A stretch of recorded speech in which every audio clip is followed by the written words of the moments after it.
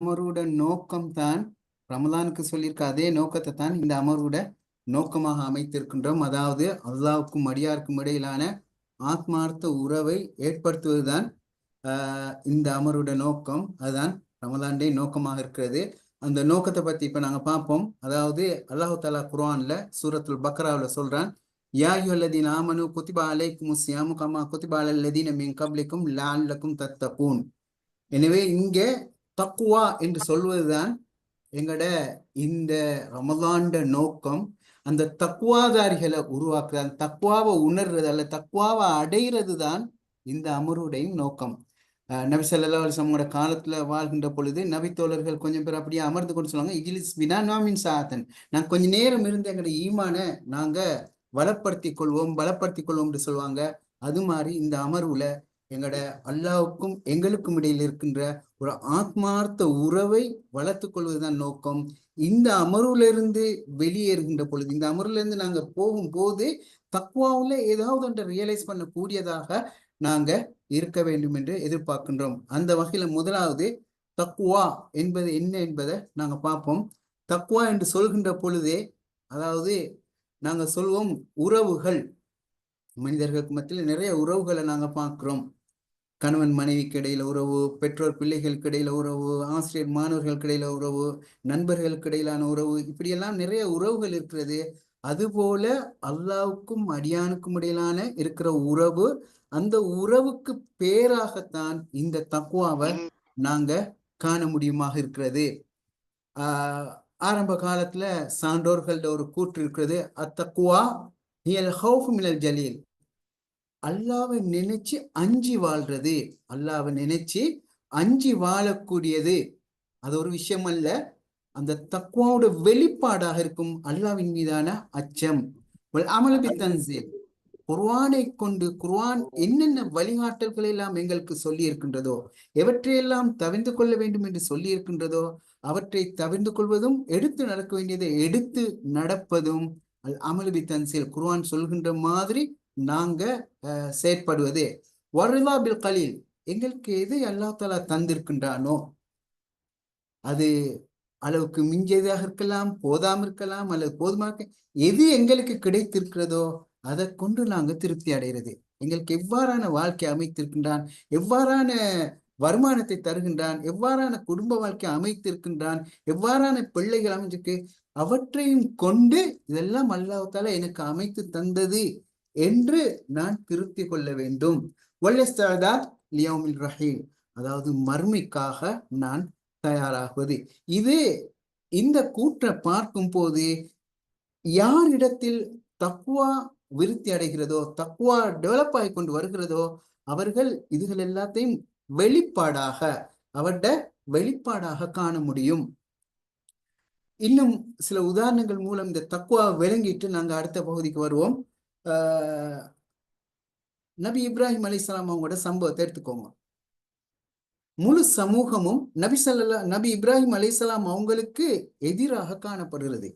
நபி இப்ராஹிம் அலைஹிஸ்ஸலாம் அவங்களோட வரலாறு நிறைய நாங்க படிச்சிருக்கோம், கேட்டிருக்கிறோம். ரைட், அவங்கள நெருப்பு குண்டத்துல போடுற சம்பவத்தை கேள்விப்பட்டிருக்கின்றோம்.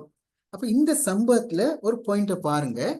முழு சமூகமும் பெற்ற இந்த அவருடைய தந்தை, குடும்பம், ஊர் மக்கள், உற்றார்கள் அனைவரும் நபி இப்ராஹிம் அலைஹிஸ்ஸலாம் அவங்களுக்கு எதிராக இருக்கிறார்கள். அவர்களது கடவுளை இவர் அவமதித்து விட்டார் என்றும், அவர்களை ஏற்றுக்கொள்ளவில்லை என்றும், அவரை எதிர்க்க ஆரம்பித்து என்ன செய்வோம், அவருடைய பிரச்சனைகளுக்கு ஒரு முடிவு கட்டும் என்று அவர் அப்படியே நெருப்பு குண்டத்துல போட்டு விடுவோம் என்று பெரிய நெருப்பு குண்டத்தை உருவாக்குறாங்க. அது சம்பந்தமாக நிறைய அந்த நெருப்பு குண்டத்துல பண்புகள் எல்லாம் பத்தி நீங்க கேள்விப்பட்டிருக்கீங்க. எத்தனையோ மைல் தூரத்துல பறக்கிற பறவைகள் கூட கருகி விழுகிற அளவுக்கு பெரிய நெருப்பு குண்டத்துண்ட ஏற்பாடு செய்து அதுல தூக்கி எறிவதுதான் அந்த சமூகத்திட திட்டமாக இருந்தது. அப்ப இந்த திட்டத்தின் போது இப்ப நபி இப்ராஹிம் அலைஹிஸ்ஸலாம் அவங்க தனிச்சு இருக்காங்க, தனி ஆளாக இருக்கிறாங்க, முழு சமூகமும் எதிராக இருக்கிறது. நபி இப்ராஹிம், இந்த ஜிப்ரீல் அலைஹிஸ்ஸலாம் அவர்கள் நபி இப்ராஹிம் அலைஹிஸ்ஸலாம் அவங்கள்ட்ட கேட்கிறாங்க, இப்ராஹிமே உங்களுக்கு ஏதாவது ஒரு உதவி செய்யவா, உங்களுக்கு இந்த இந்த கூட்டத்தில இருந்து உங்களை பாதுகாக்கிறதுக்கு என்ன உதவி செய்ய வேண்டும் என்று கேட்கிறாங்க. அந்த நேரத்துல எந்த தாமதமும் இல்லாம அழுத்தமாக திருத்தமாக நபி இப்ராஹிம் அலைஹிஸ்ஸலாம் அவங்க சொல்றாங்க, ஹஸ்பி அல்லாஹு வ நிஅமல் வக்கீல். எனக்கு அல்லாஹ் போதுமானவன், அவன் என் விவகாரங்களை பார்த்துக் கொள்வான். எனக்கு யாரோட உதவியும் தேவையில்லை, யாரோட தயவும் தேவையில்லை, எனக்கு அல்லாஹ் போதும். நாங்க கடந்து வந்த பாதையில ஒரு சின்ன ஒரு தலைவிதி வந்தாலும் கூட எங்களுக்கு தாங்க முடியாது, சின்ன ஒரு வருத்தத்தை கூட தாங்கிக் கொள்ள முடியாது. ஆனால் எவ்வளவு பெரிய ஒரு விவகாரம்னு பாருங்க, எவ்வளவு பெரிய ஒரு ஆபத்துல இருக்காருன்னு பாருங்க, எவ்வளவு பெரிய ஒரு கெடுபிடியில இருக்காருன்னு பாருங்க. அந்த சந்தர்ப்பத்துல கூட நபி இப்ராஹிம் அலைஹிஸ்ஸலாம் அவங்க சொல்றாங்க, ஹஸ்பி அல்லாஹு வ நிஅமல் வக்கீல். இதுதான் தக்வாட வெளிப்பாடு, இதுதான் தக்வாதாரி. இதுதான் தக்குவாவோட வெளிப்பாடாக நபி இப்ராஹிம் அலைஹிஸ்ஸலாம் அவங்கள்ட்ட நாங்க பார்த்தோம். இப்பொழுது பாருங்க, அடுத்த கட்டத்தை பாருங்க, இன்னும் தெளிவாக விளங்கும். இப்ப ஜிப்ரீல் அலைஹிஸ்ஸலாம் அவங்க போயிட்டாங்க. நபி இப்ராஹிம் அலைஹிஸ்ஸலாம் அவங்கள தூக்கி எறிகிறாங்க நெருப்புல.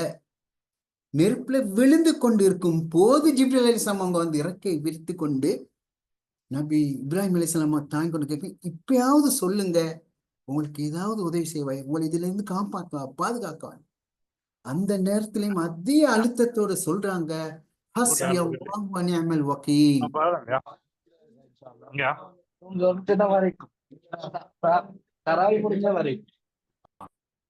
ஆக்கள் கதைக்காம இருந்தா நல்ல மேனா கொஞ்சம் ரைட். அப்ப ஹஸ்பி அல்லாஹு வ நிஅமல் வக்கீல் என்று சொல்றாங்க. அந்த விழுகின்ற சந்தர்ப்பத்துல, நெருப்புல விழுந்து கொண்டிருக்கின்ற சந்தர்ப்பத்துல கூட சொல்றாங்க, அல்லாஹ் எனக்கு போதும், என்ற ரப்பு எனக்கு போதுமானவன், ஏண்ட விவகாரங்களை அவன் பார்த்து கொள்வான். எவ்வளவு உறுதி ஒன்றோட, எவ்வளவு எந்த விதமான தயக்கமும் தளம்பலும் இல்லாம அழுத்தமாக சொல்றாங்கன்னு பாருங்க. அப்ப அதோட விளைவு என்ன? அந்த தக்குவாட விளைவு. அதனால தான் அல்லா தஆலா வமையத்தக்குலா எஜல்லஹு மஹ்ரஜா, தக்குவாவோட இருந்தா உங்களுக்கு எல்லா விவகாரங்கள், எல்லா பிரச்சனைகள்ல இருந்தும் ஒரு விமோசனம், மீட்சி கிடைக்கும் என்று சொல்ற குர்ஆன் வசனத்துல விளக்கத்தை பாருங்க. இப்ப அந்த நெருப்புன்றது எங்களுக்கு தெரியும், சுடும் நெருப்பு, சுட்டெரிச்சு விடும். அதுவும் அது பிரமாண்டமான நெருப்பு குண்டம், பொசுக்கி போற்றும். ஆனா நபி இப்ராஹிம் அலைஹிஸ்ஸலாம் அவங்களோட தக்குவாவோட ரிசல்ட்ஸ் எப்படி இருந்துச்சு? அந்த நெருப்பு அவங்களுக்கு சாந்தமாக அமைகிறது. அவங்களுக்கு எந்த ஒரு ஒரு ஒரு ஒரு நோவினையும் செய்யாத வகையில அந்த நெருப்பை அல்லாஹ் தஆலா சாதகமாக நபி இப்ராஹிம் அலைஹிஸ்ஸலாம் அவங்களுக்கு மாத்துறான். இதுதான் தக்குவா. இந்த தக்குவாவைத்தான் நாங்க அடைய வேண்டும் என்று ஆவலோடு இருக்கிறோம். இந்த தக்குவாவைத்தான் நாங்க ரியலைஸ் பண்ணணும். இன்னும் ஒரு சம்பவத்தை சொல்றேன் பாருங்க. நபி மூசா அலைஹிஸ்ஸலாம் அவர்கள், நிறைய சம்பவங்கள் இருக்கிறது, மிக தெளிவாக விளங்கக்கூடிய 2 சம்பவத்தை சொல்றேன். இந்த தக்குவா விளங்கினாத்தான் அதை நாங்க அடையணும். இந்த 30 நாட்கள் இந்த ரமலான்ல இந்த தக்குவாவோட ஒரு குறிப்பிட்ட பெர்சன்டேஜ் நாங்க அடைய வேண்டும் என்பதற்காக முதலாவது இந்த நோக்கத்தை விளங்கிக் கொள்வோம். 2வது, நபி மூசா அலைஹிஸ்ஸலாம் அவர்கள் ஃபிரௌன் சபையில எல்லா மந்திரவாதிகள், சூனியக்காரர்கள் வரவழைக்கப்பட்டு மூசா அலைஹிஸ்ஸலாத்தை முடக்கி விட வேண்டும் என்று ஃபிரௌன் திட்டமிடுகின்றான். அவ்வளவு பெரிய பெரிய மந்திரகாரர்கள், சூரியக்காரர்கள் கொண்டு வந்து நபி மூசா அலைஹிஸ்ஸலாம் அவங்களை முடக்கணும் என்றதுக்கான ஒரு வேலை செய்யறாங்க. அப்ப அவர்கள் எல்லாரும் வந்து களத்துல அவங்களோட மந்திரங்களால பெரும் பெரும் பாம்புகள் உருவாக்குறாங்க. மூசா அலைஹிஸ்ஸலாம் அவங்க தடியை போட்டாங்க, அவ்வளவு பாம்பை முழுங்குது. இப்ப அங்க வந்து ஒரு கூட்டம் என்ன செய்துண்டா, நாங்க மூசா அலைஹிஸ்ஸலாம் அவர்களோட இறைவனை ஏற்றுக்கொள்கிறோம் என்று சொல்லி மூசா அலைஹிஸ்ஸலாம் அவங்களை ஏற்றுக்கொள்றாங்க. அந்த இடத்துல ஃபிரௌன் சினம் கொள்கின்றான், கோபம் கொள்கின்றான். கோபம் கொண்டு, உங்களுக்கு யார் அந்த அனுமதியை தந்தது, அந்த ஏற்றுக்கொள்றதுக்கான அனுமதியை யார் தந்தது என்று சினம் கொண்டு அந்த சமூகத்தை அப்படியே பூண்டோட அழித்து விடும் என்று திட்டமிட்டான். படைக்கு உத்தரவிட்டான், அவங்களெல்லாம் அழிச்சு போடுங்க. அந்த மூசா அலைஹிஸ்ஸலாம் அவங்களும் அவர்களை ஏற்றுக்கொண்டவர்களும் விருண்டு ஓடுறாங்க. அந்த கூட்டத்துல இருந்து தப்பி ஓடுறாங்க. படை விரட்டி கொண்டு வருவது. ஓடி ஓடி போனாக்க நைல் நதி குறுக்கிடுது. நின்றா ஃபிரௌன்ட படை இவங்களை பூண்டோட அழிச்சிடும், ஒருத்தர் இல்லாம அழிச்சு விடுவாங்க. முன்னேறினா நைல் நதியில குடிக்கணும். நைல் நதியில குதிச்சாக்கா அது ஆகப்பெரிய நதி, மூழ்கி மூச்சிரத்து மூத்தா போவாங்க. இப்ப என்ன செய்யறது?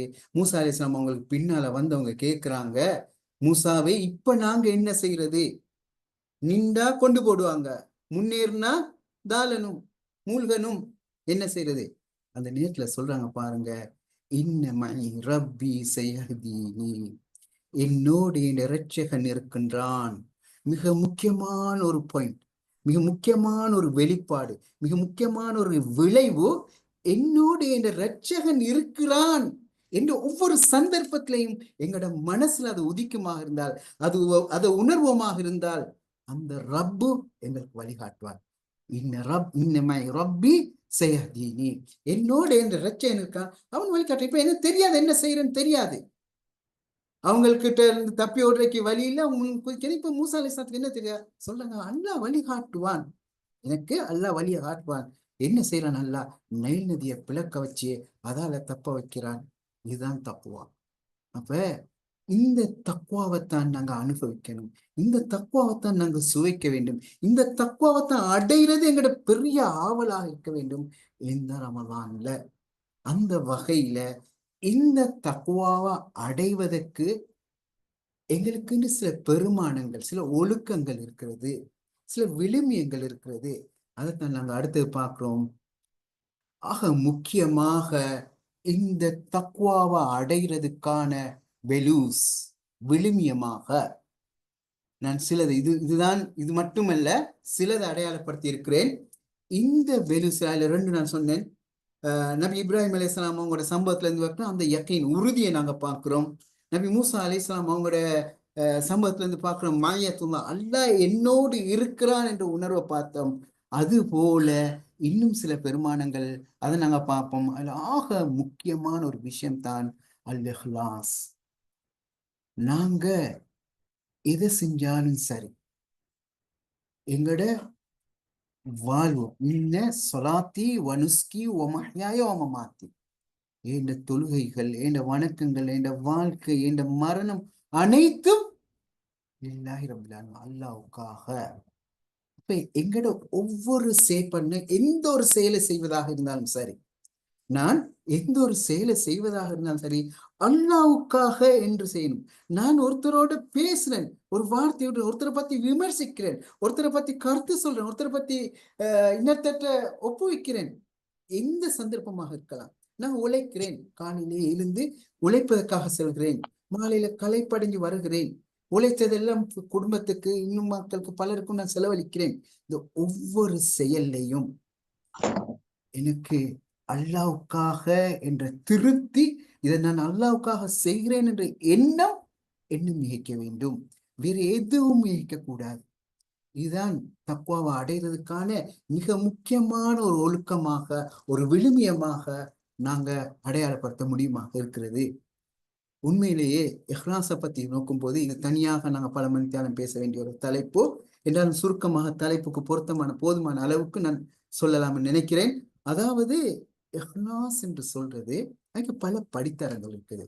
அதுல டொப் லெவல்ல இருக்கிறது, என் இஹ்லாஸ்ல நான் டொப் அடைஞ்சேன்டா, நான் இங்க சொல்ல வர விடயங்கள் எல்லாத்தையும் நீங்க ரியலைஸ் பண்ணுங்க, நீங்க அனுபவிங்க, இன்ஃபர்மேஷன் எடுக்க வேணாம், தகவல்கள் சொல்ல வேணாம். அதனால தான் இங்க நான் நிறைய ஹதீஸ்ல குர்ஆன் சொல்லத்தை விட்டு அனுபவத்தை பாருங்க. நீங்க இந்த இஹ்லாஸ்ல எந்த அனுபவம் உங்கள்கிட்ட இருக்குது, நீங்க என்ன ரியலைஸ் பண்ணி இருக்கிறீங்க, நீங்க ஒவ்வொரு செயலை செய்யும் போதும் இந்த இஹ்லாஸ்ல எந்த அளவு தூரம் உங்களை முந்தி கொண்டு வருகிறது என்று நோக்குவதற்காகத்தான் இந்த இடத்துல நான் சொல்ல உங்களுக்கு சுட்டி காட்ட விரும்புறேன். அதாவது இஹ்லாஸ டொப்ப அடைஞ்சவங்க என்ன செய்வாங்கட, நாங்க சொல்லுவோம், என்னத்துக்காக நீங்க உலகத்துல இதெல்லாம் செய்றீங்க, சொர்க்கம் போகணும். ஆனா இஹ்லாஸ்ல டொப்ல இருக்கிறவரு, நான் சொர்க்கம் எனக்கு தேவையில்லை, எனக்கு அல்லாட நெருக்கம் வேணும், அல்லாட நட்பு வேணும், அல்லாக்கு பக்கத்துல நான் இருக்கணும், அல்லாஹ் என்ன பார்க்கணும், ரைட், என்ன ஆதரிக்கணும், என்ன அரவணைக்கணும், எனக்கு அல்லாவை நினைச்சா மன ஆறுதல், அமைதி கிடைக்க வேண்டும். இந்த இடத்துக்கு வாரது தான், அல்லாவை நினைச்சாலே அவன் சந்தோஷம் அடைவான், அல்லாவை நினைச்சாலே ஆறுதல் அடைவான், மன நிம்மதி அடைகிறான் என்று சொல்றேன். இதுதான் இஹ்லாஸ். இதுக்காகத்தான் நான் செய்யறது, நான் ஒவ்வொரு செயலையும். எனவே தான் பாருங்க, நாங்க இரவு தொழுகை நாங்க பின்னுக்கு பேசுவோம் என்றால் இங்க இந்த சந்தர்ப்பத்துக்கு சொல்றேன். நபி ஸல்லல்லாஹு அலைஹி வஸல்லம் அவங்க இரவு தொழுகையில ஈடுபடுகின்ற பொழுது கால் வீங்குகின்ற அளவுக்கு நின்று வணங்குவாங்கன்னு அன்னை ஆயிஷா ரலியல்லாஹு அன்ஹா அவங்க சொல்லுவாங்க. இப்ப நீங்க தான் முன்பின் பாவம் மன்னிக்கப்பட்டவரே, நீங்க என்னதுக்கு இந்த அளவு தூரம் வணக்கத்துல ஈடுபடணும்? பல அகுன் அப்தன் ஷக்கூரா, நான் நன்றி உடையவனா இருக்கக்கூடாது? அல்லாட சந்தோஷம், அல்லாட திருப்தி. நீங்க இரவு தொழுகையில கொஞ்ச நேரம் இருந்தா போதும், ஒரு 4 மணிக்கு எழுந்து தொழுதா போதும், 2 மணிக்கு எழுப்பி தொழணும். அந்த நேரத்துல அடிவானத்து வரும்போது அல்லாஹ் என்ன பார்க்கும் போது அவனுக்கு நான் சுஜூத் செஞ்சு கொண்டிருக்க வேண்டும். சுஜூத்ல இருந்து அவனை நான் ஞாபகப்படுத்தி கொண்டிருக்கணும், அவனை நான் நினைச்சு கொண்டிருக்க வேண்டும் என்ற எண்ணம் வருவதா? இதுதான் இஹ்லாஸ்ல அர்த்தம். இதுதான். இது எந்த ஒரு சுயலாபத்துக்காகவும் உலக நோக்கத்துக்காகவும் இரவு 2 மணிக்கு சுஜூத் செய்ய இயலாது. இரவு 2 மணிக்கு எழும்பி ஒருத்தர் சுஜூத் செய்யறாண்டா அது அல்லாட திருப்தியை தரும், வேற எதையும் அவர் எதிர்பார்க்கல. இதுதான் இஹ்லாஸ்ல டாப். இந்த இடத்தை நோக்கி நாங்க போகணும். இது ஒரு முக்கியமான ஒரு வேல்யூஸ். இது ஒரு நடத்தை அல்ல, இது ஒரு சிந்தனை அல்ல, இது ஒரு ஆட்டிடியூட் அல்ல, இது ஒரு வேல்யூ, இது ஒரு விழுமியம் அல்லது ஒழுக்கம், இது ஒரு ஐடென்டிட்டி. என்ற அல்லாஹ் தாலா என்ன ஐடென்டி பண்றதுக்குரிய ஒரு அடையாளமாகத்தான் இந்த இஹ்லாஸ் காணப்பட வேண்டும். அதே ஆக முக்கியமாக பாருங்க, இஹ்லாஸை பொறுத்த வரையில ஷைத்தான் நான் இஹ்லாஸோட இருக்கிறேன்னா, அவர் இஹ்லாஸ் இல்லாம செய்யறேன்னு சர்வ சாதாரணமா சொல்லுவாங்க. நான் இஹ்லாஸோட செய்கிறேன்னா இல்லையான்றது ஷைத்தானுக்கு தெரியாது வழி எடுக்கிறதுக்கு.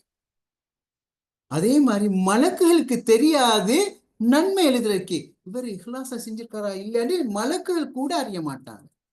அப்ப நான் இஹ்லாஸோட இருக்கிறேன்னா என்பதை அல்லாஹ் மாத்திரமே அறிவார். அல்லாஹ்க்கு மாத்திரம் தான் தெரியும் நான் முஹ்லிஸா செய்யறேனா, நான் இஹ்லாஸோட செய்யறேனா, உல தூய்மையோட செய்கிறேனா என்று. எனவே அடுத்த நாங்க இந்த இஹ்லாஸ்ல டொப்ல அடைய வேண்டும், இந்த தக்வாவை அனுபவிக்க வேண்டுமாக இருந்தால், இந்த தக்வாவை அடைய வேண்டுமாக இருந்தால், அடைய இன்பத்தை சுவைக்க வேண்டுமாக இருந்தால், நாங்க செய்கின்ற ஒவ்வொரு செயலும் இஹ்லாஸால முலாம் பூசப்பட வேண்டும், இஹ்லாஸ் ஆனதாக இருக்க வேண்டும். இது மிக முக்கியமான ஒரு அம்சம். அடுத்தது மிக முக்கியமான இன்னொரு அம்சம், தக்வாவை அடைகிறதுக்கு நாங்க பார்க்கலாம், எங்களுக்கு விதியாக்கப்பட்டிருக்கின்ற ஒவ்வொரு கிரியைகளும் ஒவ்வொரு வணக்கங்களும் இந்த தக்வாவை நோக்கியதாகத்தான் இருக்கும், தக்வாவை அடையக்கூடியதாகத்தான் இருக்கு. ஏன்னா மிக முக்கியமான ஒரு விஷயம் இந்த தக்வா என்று சொல்ற விஷயம். அதனால்தான் 1 மாச காலம் அதான் அதுக்கே செப்பரேட்டா செஞ்சு தந்திருக்கிறான். இந்த தக்வா நீங்க அடைஞ்சுக்கோங்க, என்னுடனான உறவை நீங்க வளப்படுத்தி கொள்ளுங்க. நபி ஸல்லல்லாஹு அலைஹி வஸல்லம் அவங்க இப்னு அப்பாஸ் ரலியல்லாஹு அன்ஹு அவங்களுக்கு சின்ன வயசுல இதை கற்றுக் கொடுக்காங்க. சின்ன பிள்ளைகளுக்கே அதை சொல்லி கொடுக்குன்றதால என்ன சொல்றாங்க, நீங்க அல்லாஹ் தாலாவுடனான உறவை வலுப்படுத்திக்கோங்க, அல்லாஹ் தாலா உங்களுடனான உறவை வலுப்படுத்திக் கொள்வான். நீங்க அல்லாஹ்வுடனான உறவை வலுப்படுத்தி கொள்ளுகின்ற பொழுது அல்லாஹ்வை நேர்ல காணுவீங்கன்னு அந்த ஹதீஸ் வருவது. அப்ப நான் வாழ்கின்ற காலத்துல அல்லாஹ்வை நேர்ல காணுவது போல ரியலைஸ் பண்ண, அல்லாஹ்வை பார்த்து கொண்டிருப்பது போல ரியலைஸ் பண்ணுங்க. அதுக்காகத்தான் கிரைகள் இருக்கு, கடமையாக்கப்பட்டிருக்கு. அதுல மிக முக்கியமான ஒரு விஷயம்தான் ஐங்கால தொழுகை. தஹஜ்ஜத் தொழுகை இருக்குது, வித்திரு தொழுகை இருக்குது, துஹா தொழுகை இருக்குது, எத்தனையோ வகையான தொழுகை இருக்குது. பிரதானமானது விதியாக்கப்பட்ட கடமையான தொழுகை ஐங்கால தொழுகை. இந்த ஐங்கால தொழுகைய உள்ளச்சத்தோடு நிறைவேற்ற முடியுமாக இருந்தால், உள்ளச்சத்தோடு நிறைவேற்றுவதற்கு முயற்சி செய்வோமாக இருந்தால் அந்த தக்வாவை நோக்கி நாங்கள் நடைபோடுவோம், அந்த தக்வாவை நோக்கி அடைவதற்கான அடையாளங்களை காணுவோம். அப்ப மிக பிரதானமாக இந்த ரமலானை நாங்க பயன்படுத்துவோம்.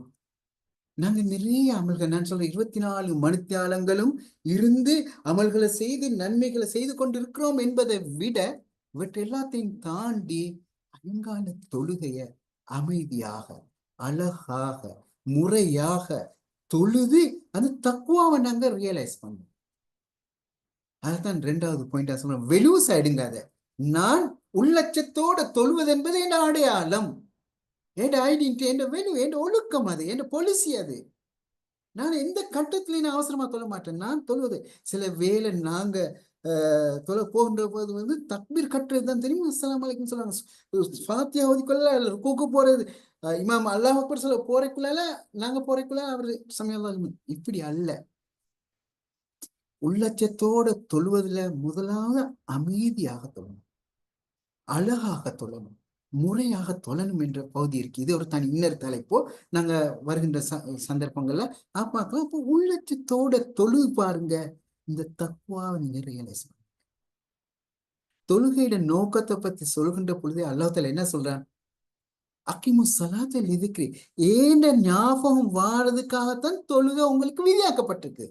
சும்மா நீங்க தொழணும்ல, சம்பிரதாய பூர்வமாக ஐங்கால தொழுகையின் தொழுங்க, கடமை நிறைவேற்றுங்கன்னு சொல்லல. ஏண்ட ஞாபகம் வர வேண்டும்.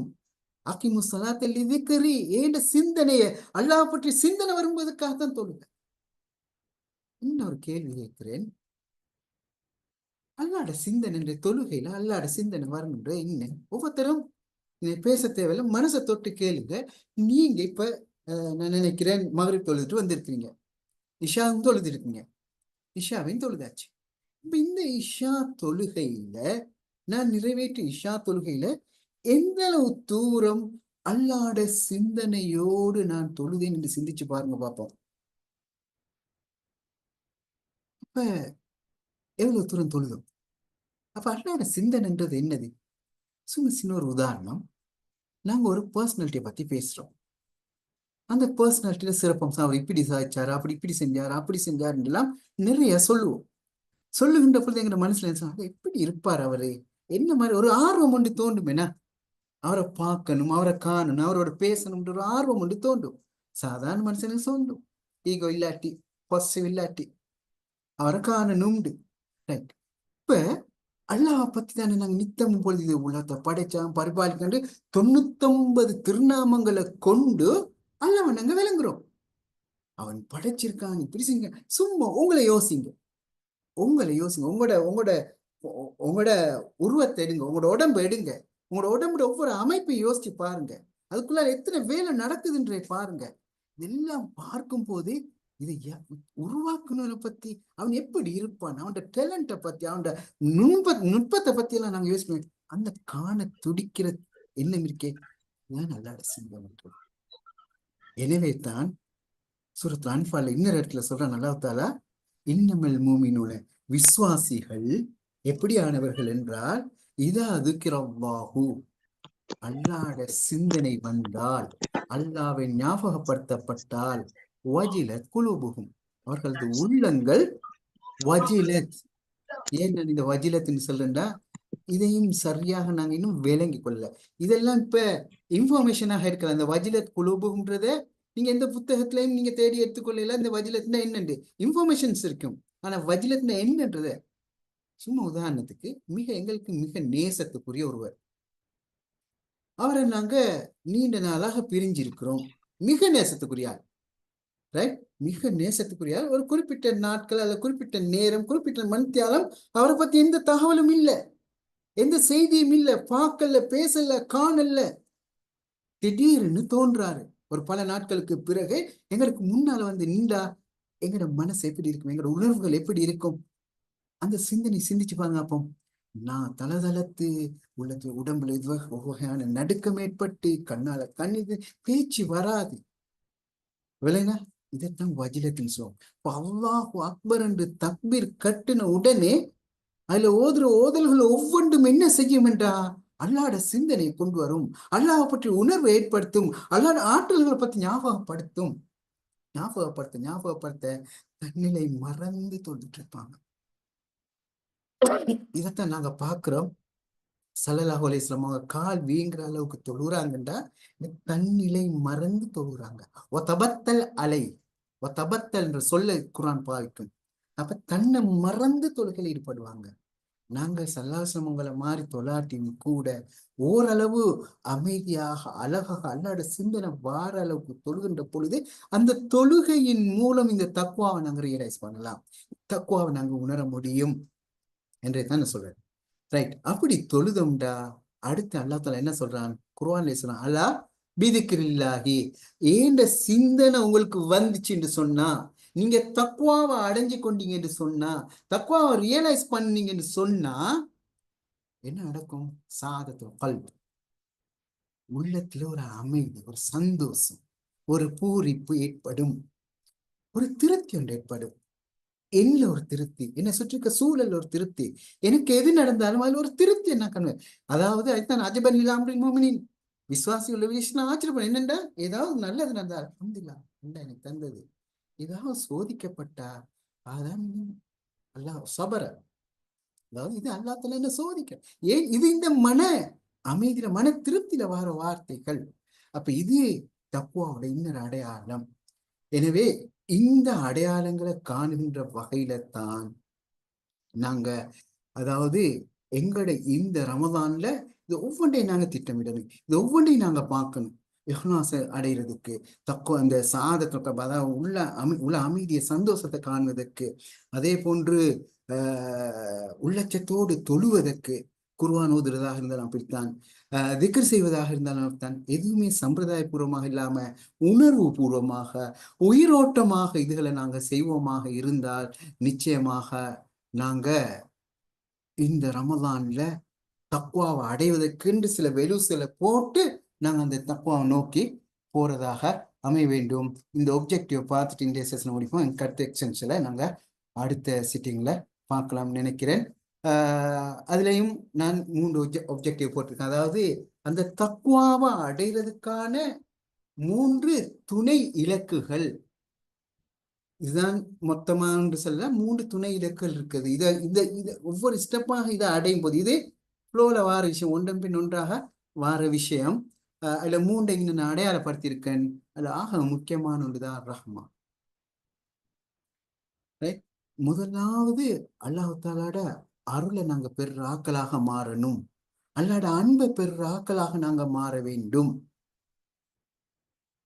ஏன்னு சொன்னா அல்லாஹ் தாலா சூரத்து 21 வசனம் சொன்னா, அல்லாட அருளும் கிருபையும் கிடைக்காவிட்டால் உங்களில் யாரும் ஒருபோதும் தூய்மை பெற மாட்டீர்கள். யாரு அல்லாஹ் நாடுகிறார்களோ, அல்லாஹ் யாருக்கு தூய்மை பெற வேண்டும் என்று நாடுகின்றானோ அவர்கள் தான் தூய்மை பெறுவார்கள் என்று. அப்படியாக இருந்தால் இந்த குர்ஆன் வசனம் சொல்கின்ற சூரத்து 21 வசனம் சொல்கின்ற செய்தி என்னென்றா, இந்த தக்வாவை அடையிறதுக்கு, அல்லாவுக்கும் அவனோட எங்களோட உறவை டெவலப் பண்றதுக்கு, நான் யாரோட டெவலப் பண்ண போற உறவை, அல்லாவோட உறவை டெவலப் பண்றதுக்கு அவன் அன்பு அருள் எங்களுக்கு தேவை. அவன் அருள் கிடைக்காவிட்டால் எங்களது உறவை நாங்க ஒரு நாள் டெவலப் பண்ண மாட்டோம். கடந்த ரமதான்களை திட்டமிட்டு பாருங்க.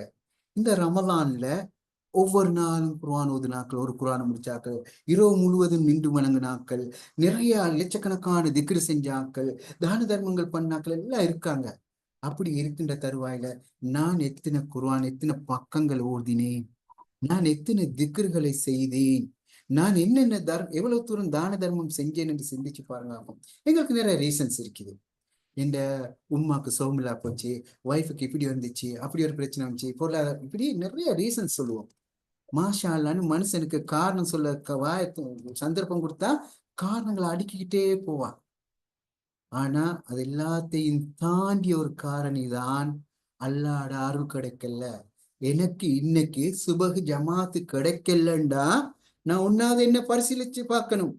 எங்கேயோ ஒரு பாவத்தை செஞ்சிருக்கிறேன், எங்கேயோ ஒரு தவறு செஞ்சிட்டேன், அதுல விளைவுதான் சுபகு ஜமாத் எனக்கு மிஸ் ஆயிட்டு. இதுதான் உண்மை. நான் செய்த ஏதோ ஒரு குற்றம், ஏதோ ஒரு தவறுதான் எனக்கு சுபகு ஜமாத்து தவறிட்டு. இன்னைக்கு எனக்கு குர்ஆன் ஓத கிடைக்கல, அல்ல குர்ஆன்ல 10 பக்கம் ஓதிட்டு வந்தேன், எனக்கு 5 பக்கம் தான் ஓத கிடைச்சிச்சுண்டா, 5 பக்கம் மிஸ் ஆச்சுண்டா, அங்க அல்லாட அருள் கிடைக்கல, எங்கேயோ நீயும் மிஸ்டேக் கொண்டு செஞ்சுட்டேன், அதால அந்த 5 பக்கம் ஓதுறது எனக்கு மிஸ் ஆயிட்டு. இப்படிதான் பார்க்கணும். இதுதான் உண்மை. எனவே நாங்க பார்க்கணும், அந்த ரமலான சரியாக பயன்படுத்த கிடைக்கல. இந்த ரமலான்ல எத்தனையோ பேர் இருக்காங்க, எத்தனையோ வகையான அமல்களை செய்யறாங்க, எவ்வளவு சாதிக்கிறாங்க, எனக்கு ஒண்ணும் சாதிக்க கிடைக்கல. இந்த இடத்துல நிறைய ரீசன்ஸ் சொல்லி நிறைய காணல. ரமலான் என்பது ஷஹரு ரமலான் ஷஹருல் இபாதா, ஷஹரு ரமலான் ஷஹருல் திலாவா, ஷஹரு ரமலான் ஷஹருல் மக்ஃபிரா. அப்ப ரமலான் என்பது கிரியைகளை செய்வதற்கு, அல்லாவை நெருங்குவதற்குரிய மாசம். அல்லாவை நெருங்குவதற்கு என்னென்ன வழிமுறைகள் இருக்காது நாங்க பார்ப்போம். ஆனா அல்லாவை நெருங்குவதற்குரிய மாசம். அந்த அல்லாட நெருக்கத்தை, நேசத்தை, அன்பையும் பாசத்தையும் ஆதரவையும் அரவணைப்பையும் பெற்றுக்கொள்ள வேண்டுமாக இருந்தால் அவன் அன்பு எங்களுக்கு அவசியம், அருள் எங்களுக்கு அவசியம்.